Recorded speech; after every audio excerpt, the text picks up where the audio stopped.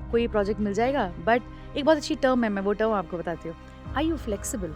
वो पोटेंशियल भी सच था, वो जर्नी जो जी वो भी सच थी, और आज जहाँ हूँ वो भी बहुत बड़ा सच है, क्योंकि ये मेरा सच है। मैं चीज़ों को खो के कुछ नहीं पाना चाहती। कितने भी डार्क सिचुएशन में पड़ जाओ, आप डिप्रेशन से गो थ्रू करो, there is always hope in life. कुछ कई दिन ऐसे रहे हैं कि मैं वॉशरूम में बैठ के रो रही हूँ। ये कुछ ऐसा है जिसको मैंने खुद डिनाई किया है कि मैं ये नहीं करूँगी, मैंने चूज़ किया है। वेलकम टू दिल कनेक्ट दोस्तों, मैं हूं आपकी होस्ट निर्वी, और आज हम यहाँ पर आपसे चर्चा करेंगे ऐसी बातों पर जो हमारी जिंदगी और दिलों से कनेक्टेड है। आज मेरे साथ शो पर हैं मेरी खास दोस्त चारू, जो कि एक एक्ट्रेस रह चुकी हैं। और जैसे हम प्यार से जिंदगी को अलग नहीं कर सकते और जिंदगी से प्यार को अलग नहीं कर सकते, वैसे ही हम चारू को एक्टिंग से अलग नहीं कर सकते।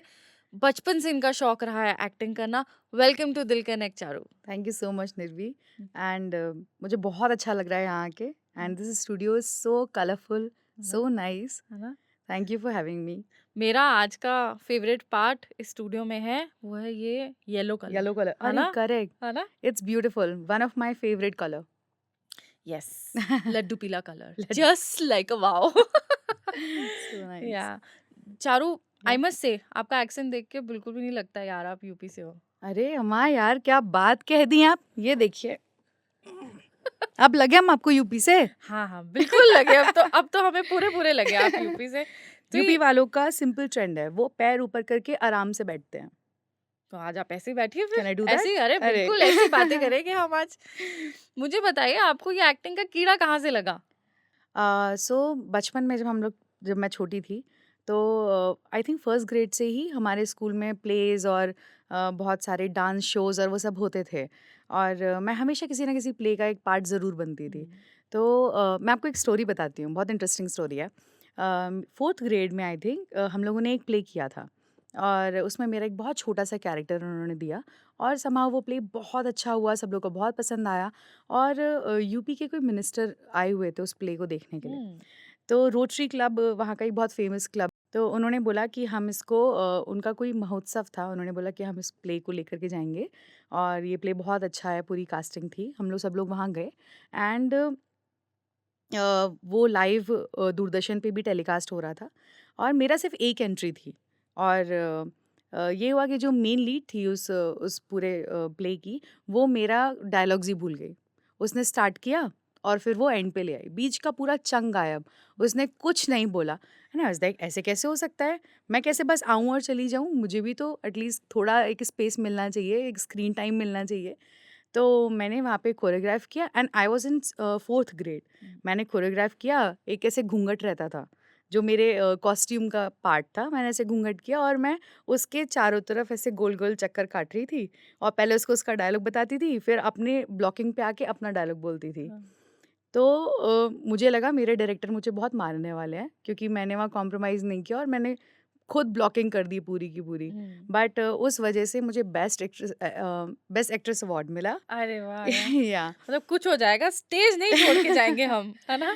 या मतलब एक्चुअली था वो, और मुझे नहीं मालूम कि फोर्थ ग्रेड में किधर से आता है ये सेंस कि आपको ये करना है, मुझे मेरा स्क्रीन टाइम दूसरे को नहीं देना है, मुझे इसे पूरा चाहिए। और जब मैंने वो किया तो मेरे डायरेक्टर्स, मेरी मैम, सब लोग बहुत खुश थे मुझसे कि मैंने वो प्ले को उतना संभाल लिया समाउ, क्योंकि वो शायद ख़राब हो जाता, ये बहुत इंपॉर्टेंट सीन था, उसके थ्रू ही कंक्लूजन होने वाला था, कि यहाँ से एक स्टोरी कनेक्ट हो रही थी कि कैसे हम इसको एंड पे लेके जाने वाले हैं। So it was a wonderful experience, and later on फिर वो वहाँ से कीड़ा शांत नहीं हुआ, मुझे लगा कि अब इसे कंटिन्यू करना चाहिए, और मेरे पेरेंट्स को भी समाव पता चल गया था कि ये मैं नहीं छोड़ने वाली हूँ। सो ट्वेल्थ हो गया, स्टडीज़ चलती रहीं, सब हुआ, एंड लेटर ऑन मैंने एक थिएटर ज्वाइन किया।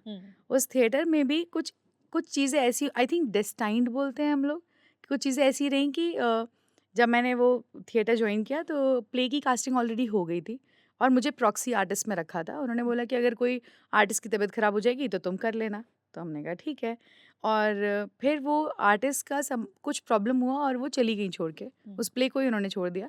तो फिर मैं आ गई उस जगह पे, एंड वो प्ले इतना हिट था कि यूपी का एक बहुत अच्छा न्यूज़पेपर है अमर उजाला, दैनिक जागरण, अगर आपको पता हो। यस। तो उसमें मैं अपने जो सिटी का कॉलम था उसमें मेरे बहुत बड़े-बड़े उन्होंने पोस्टर्स उसके अंदर थे, बहुत कॉलम्स थे जिसके बारे में मेरे बारे में लिखा था कि ये नाटक बहुत अच्छा हुआ। हुँ। और हम लोगों ने झुरमुट में वो नाटक किया था। कोई ऑडी नहीं था, कुछ नहीं था। एक झुरमुट क्या होता है? सॉरी, मुझे नहीं मालूम या ओके। झुरमुट क्या होता है? सो झुरमुट होता है, जैसे ये एक स्टूडियो है, कंस्ट्रक्टेड प्लेस हुँ, है। झुरमुट होता है जो पेड़ों के बीच में या एक एक एक अन विदाउट कंस्ट्रक्शन एक नॉर्मल सी एक जगह को खुद से बनाया जाता है। तो हम लोग उसी पे स्टेज खुद तैयार करते हैं, सीमेंट, मिट्टी लगा करके। और वो पेड़ पेड़ होते हैं बहुत सारे, हुँ। थोड़ा कच्चा सा माहौल होता है, विलेज लुक होता है वो। ओह! दैट इज़ और इंटरेस्टिंग। या और खुद से एक स्टेयरकेस जैसा बनाते हैं जिस पे सारे ऑडियंस बैठती हैं। वहाँ पे हम चेयर्स नहीं देते हैं। तो थोड़ा-सा विलेज लुक वाले को बोलते हैं झुरमुट। समथिंग लाइक जैसे जैसे थोड़ी-थोड़ी जैसे टैगोर थिएटर की वाइब है, राइट? काइंड ऑफ है ना? एग्ज़ैक्टली। टैगोर और थिएटर नहीं, सॉरी, पृथ्वी थिएटर की जैसे वाइब है। पृथ्वी थिएटर कंस्ट्रक्टेड है, ये ओपन एरिया में होता ओपन है। एरिया है। ओपन एरिया में होता है जिसके और वहाँ पे कोई माइक्स नहीं होते। हुँ, आपको अपनी आवाज़ अपनी ऑडियंस तक पहुँचानी होती है। हुँ, और केवल लाइट्स होते हैं और म्यूज़िक, बैकग्राउंड म्यूज़िक होता है। हुँ, और उसके संग में आपको अपनी आवाज़ पहुँचानी होती है। ओके। तो वो समय बहुत बड़ी बात होती है क्योंकि आप बोलते-बोलते गला बैठ जाता है। हुँ, और हम लोग रिहर्सल्स भी करते हैं और हम खुद झाड़ू लगा कर के सब तैयारियाँ भी कर रहे होते हैं। हुँ, तो हम सिर्फ़ एक एक्टर नहीं होते हैं जिसको सब सजा हुआ मिल जाता है और जाके बैठो और अपना काम कर लो। हुँ, इट्स लाइक आपको पूरी तैयारी करनी है। हुँ, तो वो हुआ था और उसकी वो एक ऐसा हिट था, जहाँ पे आई थिंक मेरे एक छोटे से शहर में मेरी एक छोटी-सी पहचान बन पाई थी हुँ। After that play. Oh! That's amazing. Yeah so आपको आई एम श्योर आपको उस प्ले के बाद काफ़ी फ़ेम वगैरह कुछ मिला आपको? हाँ, विदिन सिटी मैं बोल सकती हूँ क्योंकि छोटा-सा शहर है, सब एक-दूसरे को हाँ। जानते हैं। तो उसके बाद एक ऐसा मोमेंट आया था जहाँ लोग थोड़ा पहचानने लगे थे क्योंकि बहुत बड़े पोस्टर्स थे, ओह बहुत बड़े। वाओ! मतलब मैं मेरे पास कटिंग्स है, मेरे पापा मेरी सारी कटिंग्स रखते हैं। तो सो वो स्वीट। कट हम लोग होता है ना मिडिल क्लास वाला वो कि जब कभी पेपर में निकला तो कटिंग रख लो। तो बहुत पेरेंट्स काफ़ी बड़े-बड़े कटिंग्स थे या मेरे पास। पेरेंट्स के लिए काफ़ी स्पेशल होती हैं वो चीज़ें ना। या आई नो 100%। मेरे भी पेरेंट्स ने मेरी काफ़ी सारी कटिंग्स सँभाल-सँभाल के रखी हुई हैं। तो चारू आपने ये जो सपनों की नगरी है मुंबई यहाँ जाने का फ़ैसला कब लिया? अ, हर जो छोटे शहर से होता है, हुँ, उसके लिए बड़ा डिफ़िकल्ट होता है मुंबई को इमेजिन भी करना, कि हुँ, आप एक छोटे से कोने से आप मुंबई कैसे जाओगे? क्योंकि मुंबई अपने आप में आपके दिमाग में बहुत बड़ा होता है। हुँ, मेरे लिए भी ये जर्नी बहुत डिफ़िकल्ट थी, ईज़ी नहीं थी। एंड आई थिंक मेरे मेरे गार्जियंस ने, मतलब मेरे जो रिलेटिव्स हैं जो वहाँ रहते हैं, उन्होंने मेरी इसमें बहुत हेल्प करी थी। हुँ, तो जब उन्होंने ये प्ले देखा था, उन्होंने ये कटिंग्स देखे थे, तो उनको लगा कि मेरे अंदर कुछ पोटेंशियल है हुँ, और हम वहाँ जा सकते हैं और एक एक एक अलग तरीके से अपने आप को पॉलिश कर सकते हैं, जो कि यहाँ पे शायद वो नहीं मिलेगा। हुँ, मुंबई में थिएटर्स बहुत डिफरेंट हैं और कैमरा वर्क बहुत डिफरेंट होता है। हुँ, वो हम थिएटर में सीख भी नहीं सकते, वो कैमरास का एक अलग दुनिया है। तो उन्होंने बोला कि तुम अगर आना चाहती हो तो आ सकती हो। तो हुँ, वो मेरे लिए एक ग्रीन फ्लैग था कि हाँ, चलो चलते हैं, कुछ करते हैं। एंड मेरे मम्मी-पापा बहुत सपोर्टिव रहे इस पूरे उसमें। उनको शायद दिख गया था कि ये मेरा ड्रीम है और वो बहुत उन्होंने मुझे कभी रोका नहीं किसी चीज़ के लिए। उन्होंने बोला ठीक है, अगर ये है तो तुम जाओ और जाकर के परस्यू करो। हुँ, तो वो मेरी वहाँ से एक जर्नी स्टार्ट हुई है, मुंबई आने वाली। हुँ। कुछ ऐसा कुछ ऐसा कोई मेस्मराइजिंग एक्सपीरियंस जब आप बॉम्बे पहुँचे होंगे तो? या मुझे याद है जब मैं पहली बार बॉम्बे गई थी तो अ, हम जिनके घर रुके हुए थे वो हमें शाम को बीच पे लेके गए थे। हाँ, हाँ। और जब मैं पहली बार बीच पे गई, ऑनेस्टली अभी तो मैंने बहुत अच्छे बीचेस देख लिए पर वो मेरा पहला एक्सपीरियंस था बीच का। आई वाज मेस्मराइज्ड ना। और स्पेशली जब हम लोग गेटवे ऑफ इंडिया गए और वहाँ पर मम्मी पापा के साथ करेक्ट। गए। आई रिमेम्बर मैं मम्मी के साथ कितनी देर तक वहाँ पर गेटवे ऑफ इंडिया, वो ताज के सामने जो लोग बैठे लोग रहते हैं बैठे ना, हाँ, हाँ, वहाँ हाँ। पर बैठ के मैं और मम्मी कितनी देर तक बैठ के लहरें देखते रहे। वाओ! आपका कैसा एक्सपीरियंस था, फर्स्ट एक्सपीरियंस? हम लोग ट्रेन से गए थे। हम्म, मेरे मामा इज़ लाइक अ फ्रेंड, वो मुझे छोड़ने गए थे वहाँ पे। तो मौसी की कार आ गई थी। मैं सच बता रही हूँ, मैं शायद कार में भी कि मेरी अपनी कार या फिर ऐसे, वो भी हमने उस तरह से नहीं देखा था। तो वो फर्स्ट एक्सपीरियंस था कि कोई कार से आपको लेने आता है, हम्म, कि उन्होंने अपनी कार भेजी, हम वहाँ पे आए और जो मैंने बड़ी-बड़ी इमारतें देखी हैं, मैंने लाइफ में कभी नहीं देखी थी इतनी ह्यूज बिल्डिंग्स, हुँ। क्योंकि वहाँ पे हमारे उधर लैंड बहुत है और लोग अपना खुद कंस्ट्रक्ट करते हैं, अपना घर होता है उनका। बिल्डिंग्स में कोई रहना भी नहीं चाहता, तो कोई बनाता भी नहीं है। तो मैंने इतनी बड़ी-बड़ी बिल्डिंग्स पहली बार देखी थी। मैंने जब हम जब हम स्टेशन पे उतरे हैं, मैंने इतनी भीड़ पहली बार देखी थी कि इतनी भीड़ क्यों है यहाँ पे? इतने लोग कहाँ से आ रहे हैं? एंड उस टाइम पे जब ट्रेन क्रॉस करी थी और मैं बोल रही थी कि मैं यहाँ आ गई हूँ, अब तो मतलब कुछ अच्छा करूँगी, और I was happy like anything. ऐसा लग हुँ। रहा था जैसे कितना बड़ा कोई सपना है जो पूरा होने वाला है। मुझे नहीं मालूम था कि क्या स्ट्रगल होती है, बट मुझे ये मालूम था मैं यहाँ आ गई हूँ, अब तो हो ही जाएगा। ऐसा लगा जैसे कि कोई कोई कॉन्ट्रैक्ट लेके मैं अपने हाथ में आ रही हूँ कि अब नेक्स्ट डे मैं शूट पे ही हूँ। मैं उतनी खुश थी उस शहर को देख के। और फिर हम लोग मौसी के घर पहुँचे। रात में हम लोग सो रहे थे, तो मैंने पहली बार ऐसा कंस्ट्रक्शन देखा था कि जहाँ पर पूरा फुल लेंथ विंडोज़ होती हैं। मैंने इतनी बड़ी-बड़ी विंडोज़ भी नहीं देखी थी। तो उस विंडो से सामने जो है वो हाईवे दिखाई पड़ता था, वेस्टर्न एक्सप्रेस हाईवे। पूरी रात हम नहीं सोए, पूरी रात। और हम बस ये देख रहे थे कि 2 बज गया, गाड़ियाँ चल रही हैं, 4 बज गया, गाड़ियाँ चल रही हैं। एंड ऐसा ये बंद नहीं होता शहर, ये चलता ही रहता है। तो मेरे अरे! मामा ने मुझसे पूछा कि तुम कोऑपरेट कर पाओगी यहाँ पे? तुम देखो यहाँ पे तो लोग रुकते ही नहीं हैं, यहाँ हुँ, तो पूरी रात लोग काम कर रहे हैं। एंड आई वाज़ लाइक मैं कर पाऊँगी। मुझे हुँ, नहीं मालूम ये कॉन्फिडेंस कहाँ से आया था, हुँ, क्योंकि मैं बहुत टिमिड थी अपनी जगह पे। मैं रात में 7 बजे के बाद अगर मुझे अकेले आना पड़ता था घर, तो मैं बहुत डर जाती थी हुँ, कि मैं ऑटो में बैठूँगी, कोई अगर टच करेगा तो मुझे बहुत डर लगता था। और मैं उस शहर को देख के डर नहीं रही थी। हुँ, मैं उस शहर को देख के बहुत खुश थी कि मैं यहाँ पे कर पाऊँगी कुछ। हुँ, तो ये स्ट्रेंथ जो थी वो कहाँ से आई मुझे समझ नहीं आया, but hmm. I was excited, nervous and happy. Wow यार! बहुत सारी मिक्स्ड फीलिंग्स। So amazing. कहते हैं ना, मुंबई कभी नहीं सोती, कभी नहीं। है ना? ना। हुँ। तो चारू, ये तो थी आपकी शुरुआत जब आप बॉम्बे पहुँचे, मुंबई पहुँचे और आपने वो जो मेस्मराइजिंग एक्सपीरियंस होता है बॉम्बे का, ना? या और आई थिंक जो भी इंसान पहली बार बॉम्बे जाता है ना, उसको ये वाला एक्सपीरियंस ज़रूर होता है। और स्पेशली हमारे जैसे लोग जो बहुत ही छोटे शहरों से आए होते हैं। करेक्ट। तो मुझे ये बताओ, आपका फर्स्ट प्रोजेक्ट जब मिला था, कैसा महसूस हुआ था? ओह! आपने वो गाना सुना होगा ना, आज मैं ऊपर आसमां आसमान नीचे। नीचे। ओह! मैंने वो मुझे ऐसा लगा जैसे मैं वो जी रही हूँ। हुँ, अ, मैं एक प्रोडक्शन हाउस में गई, सिंपल सा एक ऑडिशन हुआ। उस ऑडिशन के बाद उनके 2 प्रोजेक्ट्स आ रहे थे। तो मुझे लग रहा था कि ज़ी टीवी का जो प्रोजेक्ट है मुझे उस पे मिलेगा। तो उन्होंने मुझे रीजनल वाले प्रोजेक्ट में दिया बिकॉज़ आई वाज़ न्यू। मुझे कैमरा भी नहीं मालूम था कि कैसे क्या फ्रेमिंग्स होती हैं, कौन-सा लुक अच्छा आता है, मुझे कुछ नहीं मालूम था, बिल्कुल नई थी मैं वहाँ। तो ऑडिशन हुआ और बड़ा अच्छा से ऑडिशन हो गया और मैं उस दिन फाइनल हो गई। और मेरी फर्स्ट जो सैलरी थी जो जिस पे मुझे साइन किया गया था, दैट वाज़ 2000 पर डे। और मैंने काउंट किया कि 30 डेज़ होते हैं, 2000 पर डे, मेरा तो इतना हो जाएगा। And I was so happy कि मैं तो बहुत पैसे कमाने वाली हूँ। फिर मेरे संग के जो और कलीग्स थे उन्होंने बोला ऐसे नहीं काउंट करते हैं, वो कुछ दिन बुलाएँगे, कुछ दिन नहीं बुलाएँगे। तो ऐसे ऐसे मत बोलो ना, ये गलत क्यों बोल रहे हो, मुझे तो तीसों दिन बुलाएँगे। क्योंकि मालूम नहीं थे फंडामेंटल्स क्या होते हैं। तो जब मैं वहाँ से वो साइन करके नीचे उतरी हूँ और मैंने ऐसे मुंबई देखा है, अंधेरी में उनका ऑफ़िस है। हुँ, और अंधेरी बहुत हैपनिंग जगह है, बहुत खूबसूरत जगह है। हुँ, तो जब मैं चल रही थी नीचे और मैं फुटपाथ पे थी, मैं वॉक करके आ रही थी और मैंने होर्डिंग्स देखी, तो मैंने बोला इस एक दिन मेरा भी वहाँ पे ऐसा होर्डिंग लगा होगा। मैं ये रिप्लेस करने वाली हूँ। And I am a big fan of fashion movie. मैंने ओह! जिया है फैशन मूवी को, मुझे और मैं अभी भी देख लेती हूँ कई बारी। वो हुँ, रिपीट मोड पे चलती है, मुझे उसके डायलॉग्स तक याद हो गए हैं। हुँ, और मैं उससे बड़ा प्रियंका चोपड़ा के कैरेक्टर से बहुत मैं इम्प्रेस थी और मुझे लगता था इंस्पायर्ड थी? बहुत ज़्यादा। और ओह! मुझे लगता था कि एक दिन ऐसे ही होगा। मैं ऐसे देखती थी, बोलती थी एक दिन मैं आऊँगी ऐसे।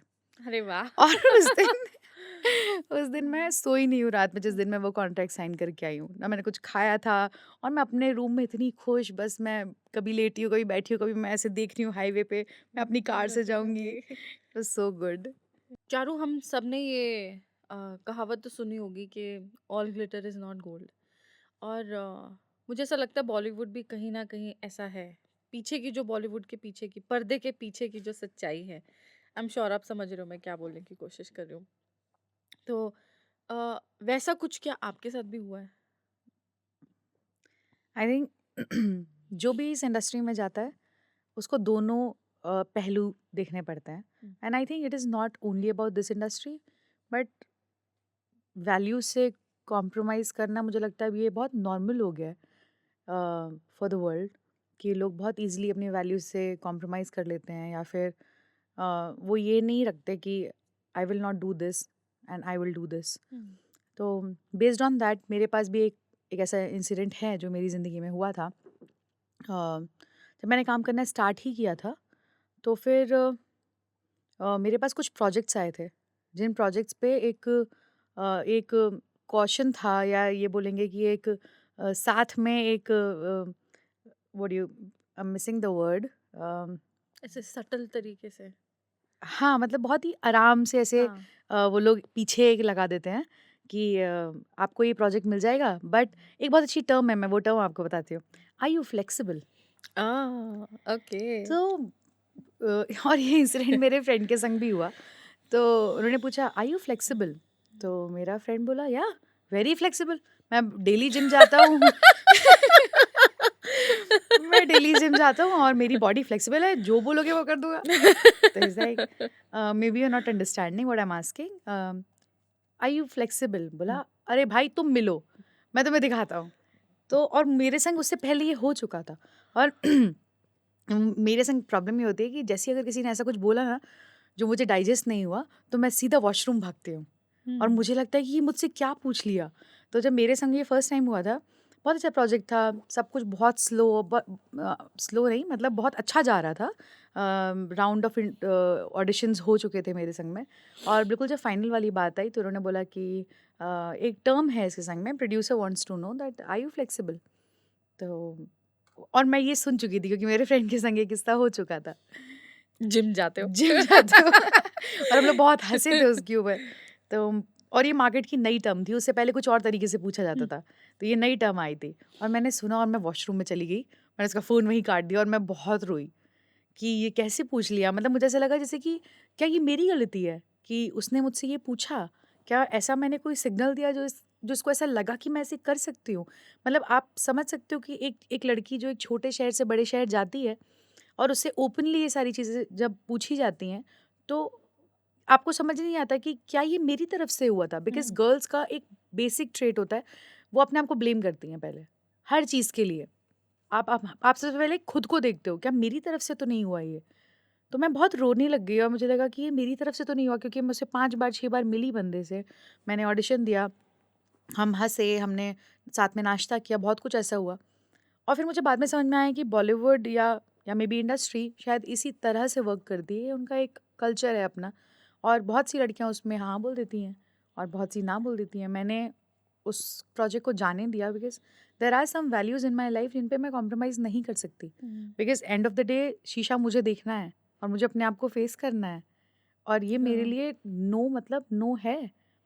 एंड ये सिर्फ एक डायलॉग नहीं है दैट नो मीन्स नो। हम्म, ये ये लाइफस्टाइल है, ये आपको जीनी पड़ेगी, ये आपको समझना पड़ेगा कि what is okay for you what is not. And what is not, you so true. Just for the sake of money और मे बी करियर। क्योंकि लोगों के लिए करियर बहुत बड़ी चीज़ है। मैंने रिलेशन सेक्रीफाइस होते देखे हैं ओवर द करियर्स।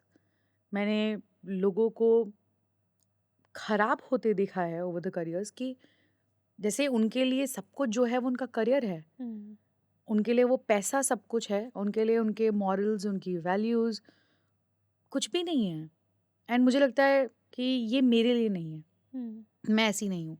मैंने बचपन से जो सीखा है, अगर सारे के सारे चोर हो जाएँ, तो क्या चोरी लीगल हो जाएगी? क्या वो चीज़ सही हो जाएगी?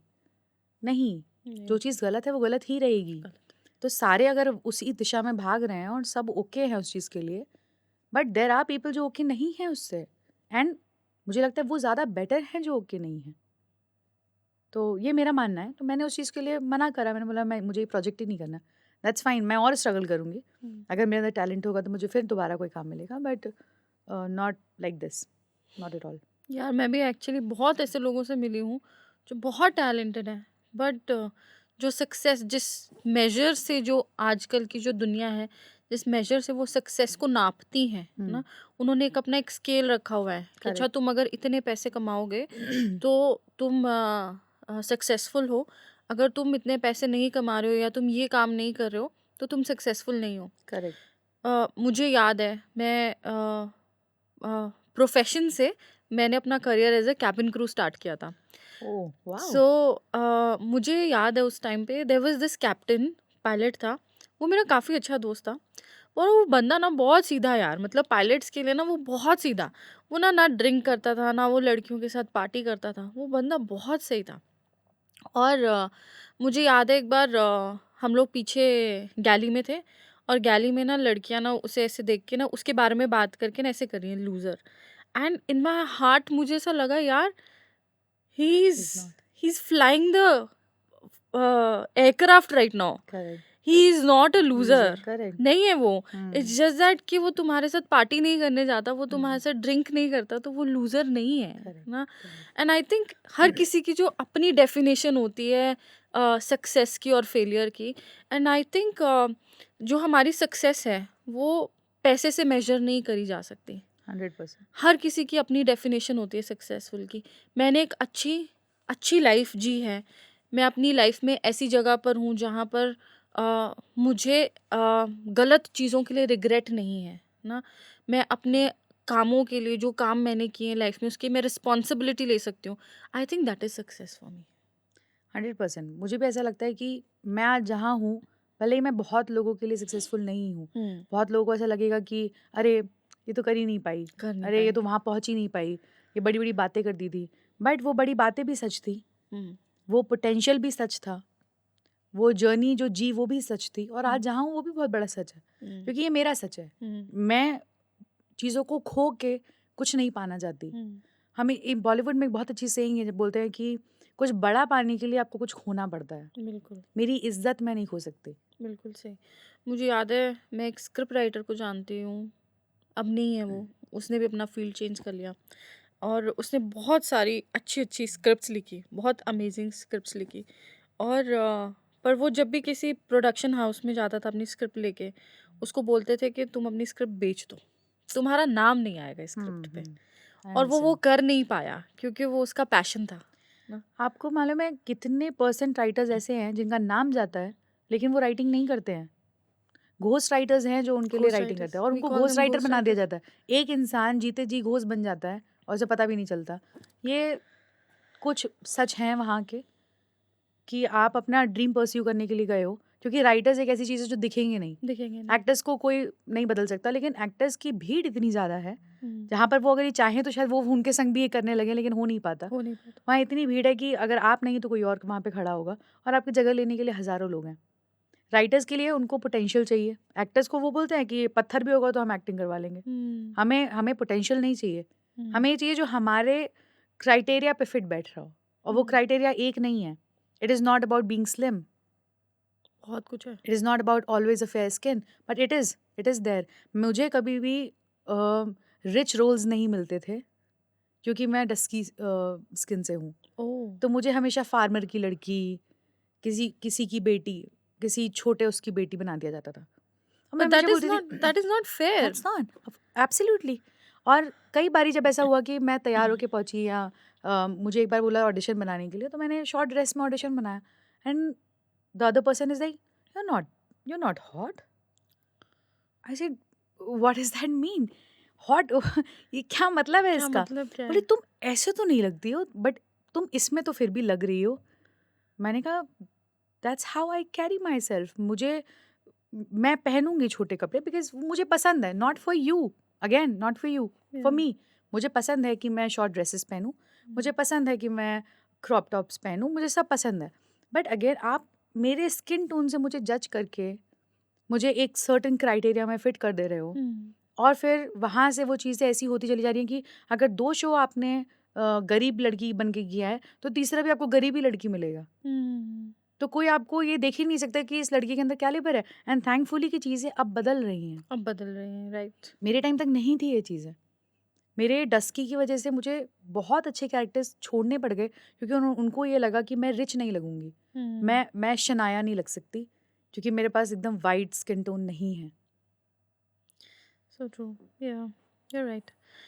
अ, आपने समथिंग यू मेंशन्ड अभी इन योर कन्वर्सेशन, जो स्ट्रगल, जैसे अभी हम राइटर्स के बारे में बात कर रहे थे, तो वैसे ही आपका जब, जैसे आपने बोला आपने काफ़ी सारे शोज़ भी छोड़े, हुँ, तो वो जब शोज़ छोड़े, कैसे नेविगेट किया? बिकॉज़ शो छोड़ने का मतलब, जहाँ से मैं देख रही हूँ, शो छोड़ने का मतलब ये होता है कि शायद एक ड्रीम प्रोजेक्ट हाथ से चला गया, या फिर कह सकते हो कि जब ये ऑफ़र आई होगी तो वो होता है ना, सपनों की दुनिया में चले जाते हैं, यार ये शो से अब ये होगा, अब इस शो से मैं वहाँ पहुँचूँगी।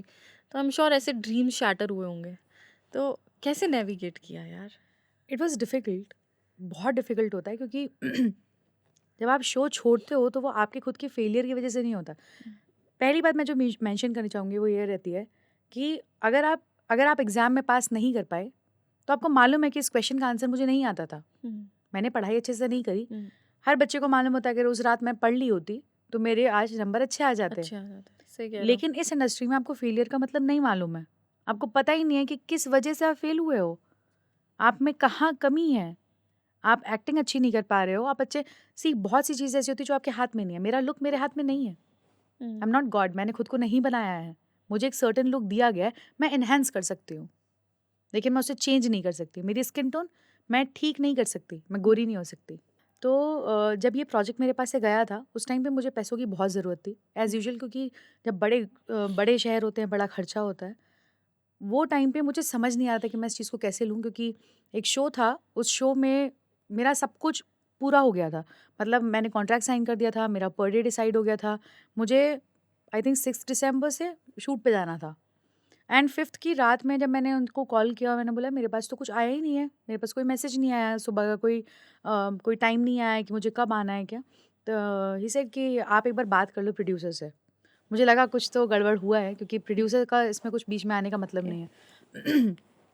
एंड उनके पास इतनी बेसिक कर्टसी भी नहीं है कि वो मुझे कॉल करके खुद बताएं। हुँ, मुझे कॉल करना पड़ेगा प्रोड्यूसर को ये जानने के लिए कि एक्चुअली क्या चल रहा है। तो मैंने कॉल किया, उन्होंने बोला कि हम सॉरी, चैनल में कोई बंदा है, उनकी कोई जानने वाली है या उनकी कोई गर्लफ्रेंड है, वो उस कैरेक्टर के लिए आ रही है। तो मैंने बोला आपने मुझे बताया भी नहीं और मैं वेट कर रही थी इस चीज़ के लिए।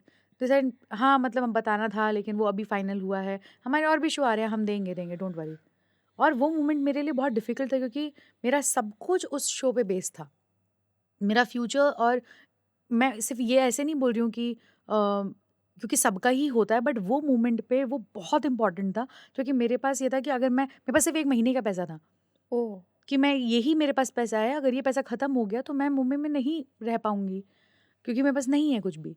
और जब जब वो शो का कैंसिल हुआ तो मैं टूट गई थी उस टाइम पे क्योंकि अगेन आपको नहीं मालूम कि वो फेलियर क्यों आया आपके पास।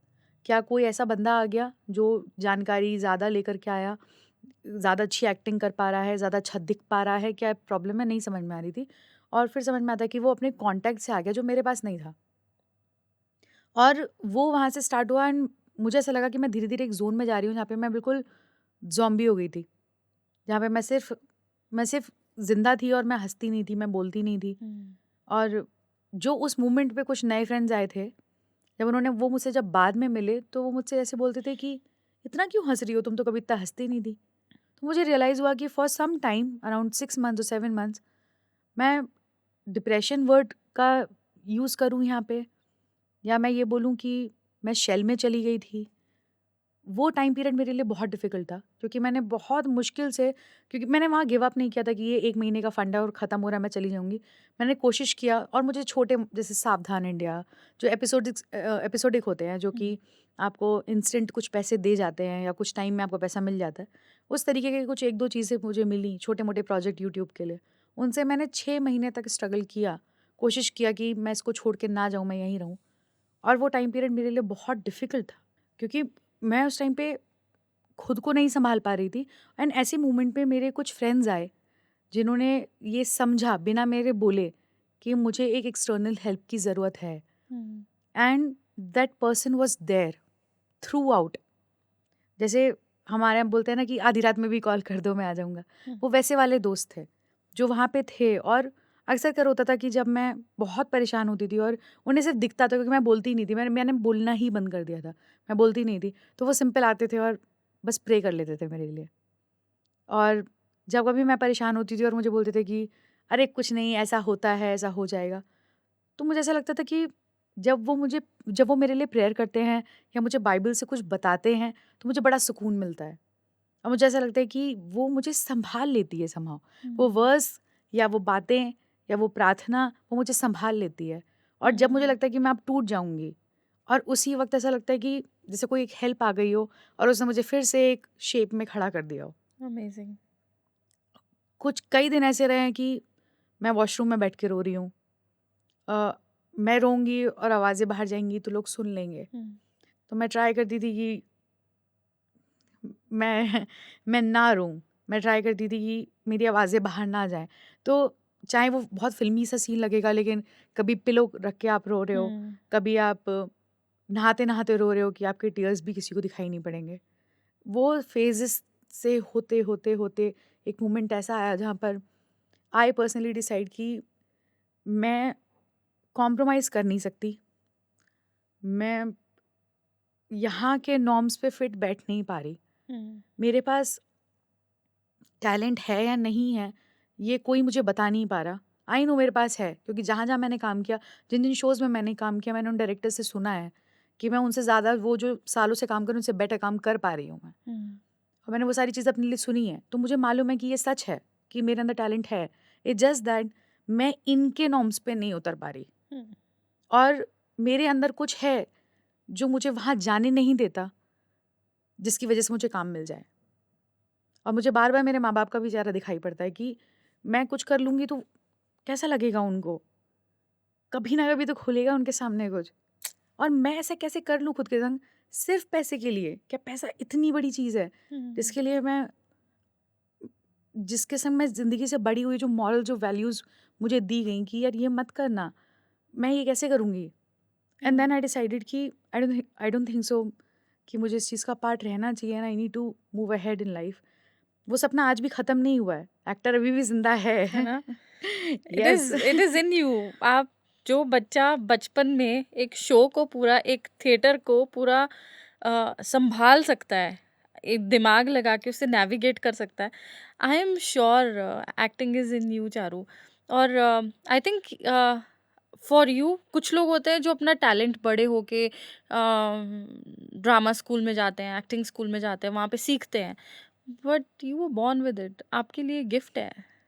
मुझे भी ये लगता है, और मुझे ऐसा लगता है कि लाइफ़ में हर चीज़ का एक पर्पस होता है। आई बिल्कुल। एम श्योर इसका कोई पर्पस होगा, जो हुँ, ये ड्रीम मेरे अंदर है, या जो इतनी ईज़िली एक चीज़ मुझसे हो जाती है। हुँ, जैसे लोगों को स्टेज फ़ियर होता है, हुँ, लोगों को कैमरा फ़ियर होता है, मुझे कैमरे से प्यार सा होता है।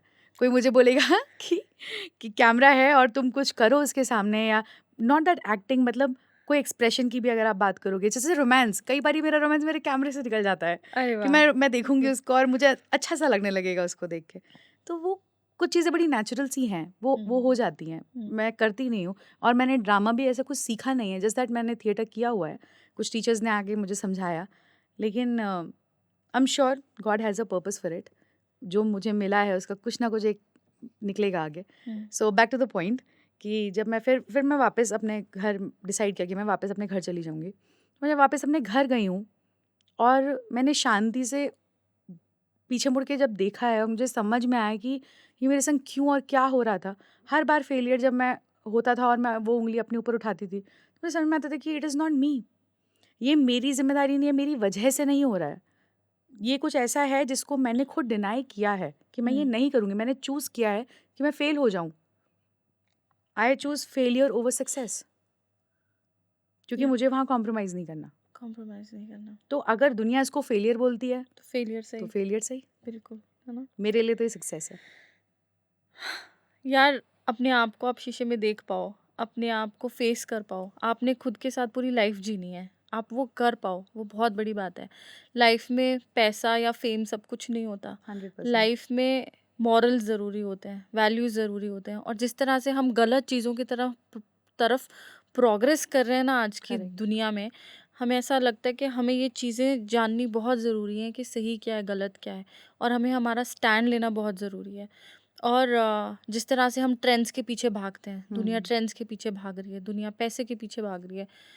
आप हमें ये बहुत अपने आप को जानना बहुत ज़रूरी है कि do I really want it, hmm, और अगर मैंने इसको पा लिया तो क्या होगा, हुँ, है ना? हुँ। मैंने करेक्ट। आई एम श्योर आपने तो बॉलीवुड में, आप तो इस इंडस्ट्री में इतना क्लोज़ली आपने चीज़ें देखी है, बट मैं कितने लोगों को जानती हूँ जिनके पास बहुत सक्सेस है, पैसा है, सब कुछ बाहर से बड़ा अच्छा-अच्छा दिखता है, पर आप अंदर उनकी लाइफ में झाँकोगे ना, खाली सिर्फ़ रहता है। खालीपन और डार्कनेस के अलावा कुछ नहीं है यार लाइफ में। ऐसी सही। लाइफ जी के क्या फ़ायदा कि आप हँस भी ना पाओ, बोल भी ना पाओ, ना? आप ज़िंदगी को एन्जॉय ना कर पाओ, सही कह रही हैं आप। ना? So thank you Charu for coming on this show. मैं आज हमारे व्यूअर्स को ये ज़रूर बोलना चाहूँगी चारू की स्टोरी से इंस्पायर होकर कि लाइफ में आप सक्सेस के पीछे भागो, और अगर आप फेल हो जाते हो तो आप फेलियर को एक स्टेपिंग स्टोन की तरह लो। आप खुद को फेलियर का नाम ना दो। और दूसरी चीज़, कभी भी लाइफ में अपने जो मॉरल्स हैं और वैल्यूज़ हैं उन्हें नहीं छोड़नी चाहिए। और लाइफ में आप कहीं भी, आप कितने भी डार्क सिचुएशन में पड़ जाओ, आप डिप्रेशन से गो थ्रू करो, there is always hope in life. 100% बिल्कुल सही बोला आपने। हुँ, कुछ लोग शेल में चले जाते हैं, कुछ लोग उससे ओवरकम नहीं कर पाते। या बट मैं एक चीज़ इसमें ऐड करना चाहूँगी, बिल्कुल। Can I? Yes please. कि हमेशा एक्सटर्नल हेल्प, चाहे वो प्रोफेशनल की हो, चाहे आपके दोस्तों की हो, वो हमेशा ज़रूरी होती है। हुँ, एंड मुझे लगता है कि हम सबको, हमारे हमारे सबके पास एक ऐसा दोस्त होना चाहिए हुँ, जो बिना बोले कुछ बातों को समझ सके। बिल्कुल। और हम लोग ना दोस्त भी बड़ा अजीब तरीके से बनाने लग गए हैं हम। हमको लगता है वाइब मैच नहीं हो है रही ना? है। है इट्स ना? Not about vibes, vibe, it's not party about नहीं वाइब। कर पा रहे हो आप हाँ, उनके साथ, है इट्स ना? Not about that. वो हाँ, connection, the heart to heart connection, hmm, मेरे बिना बोले आप समझ जाओ। या मेरे ज़िंदगी में वो दोस्त थे और मैंने उनकी वैल्यू को समझा है बिल्कुल, कि उस टाइम पे जब मुझे ज़रूरत थी, दे वर देयर थ्रू बिल्कुल। आउट। हुँ, और उन्होंने उन्होंने प्रेयर करी है, उन्होंने मुझे सँभाला है। हुँ, जब जब मैं बाइबल नहीं पढ़ सकती थी तो उन्होंने मुझे बच्चों की तरह जैसे स्टोरी सुनाते हैं, उन्होंने बैठा के मुझे बाइबल की स्टोरी सुनाई है। और मैं उन चीज़ों से मोटिवेट हुई हूँ because I was not in that shape at all कि मैं हुँ, खुद से कुछ कर सकूँ। बिल्कुल। तो अगर आपको लगता है आप अपनी स्टोरी किसी को बता नहीं सकते, क्योंकि बहुत बार हमको डर लगता है लोग जज करेंगे। हुँ, हम प्रोफेशनल्स के पास जा नहीं पाते क्योंकि सब चीज़ बहुत महँगी है। हुँ, मैं नहीं अफ़ोर्ड कर सकती थी काउंसलिंग काउंसलिंग सेशंस। की सेशंस कि मैं हज़ारों रुपए सेशंस पे दूँ। और मोर ओवर मुझे ये मालूम ही नहीं था कि मैं डिप्रेशन में भी हूँ कि नहीं हूँ। So true. बहुत बार लोगों को यही नहीं मालूम होता है। बट मैंने एक चीज़ अपनी ज़िंदगी से सीखी, अपने दोस्तों से, बस अपने दोस्तों के पास जाके बैठ जाइए, मत बताइए कुछ। कई बार वो आपसे जो बातें करेंगे ना, उसके थ्रू आप ओवरकम कर पाओगे। कई बारी वो ऐसी बातें कर जाएँगे कि आपको लगेगा कि अरे दिस इज़ फॉर मी, हुँ। मैं इस चीज़ से निकल रही हूँ। बिल्कुल सही कहा आपने। आई थिंक हैविंग अ अपना एक सेफ स्पेस होना बहुत ज़रूरी है, एंड आई थिंक सही दोस्त चुनना बहुत इम्पोर्टेंट है। 100%। And I think today's big tech away for me is ask for help. मुझे ना, आई एम अ पर्सन, मुझे प्रॉब्लम में पड़ती हूँ ना, मैं सोचती ही नहीं कि यार मैं अपने आप से सारा कुछ कर लूँगी। पता हुँ, नहीं कर सकते नहीं कर यार। सकते। We are meant to coexist. Correct, तो आस्क फॉर हेल्प।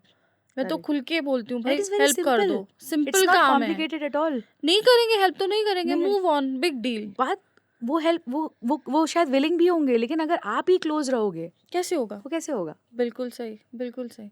सो इसके साथ ही चारू, हम आज का जो हमारा एपिसोड है, इसे यहीं रैप अप करते हैं। And thank you for joining on दिल कनेक्ट। और सच में मुझे आज आपसे बात करके ऐसा लगा है, एंड आई एम श्योर हमारी ऑडियंस को भी ये सुन के ऐसा लगेगा कि आज हमने सच में हमारा जो दिल का कनेक्शन है ना, वो जुड़ा है। और हमने आपसे बिल्कुल हार्ट टू हार्ट कॉन्वर्सेशन करी है दोस्तों, I hope you enjoyed this episode. Stay connected with Dil Connect. Don't forget to like, share, and subscribe our channel. Thank you.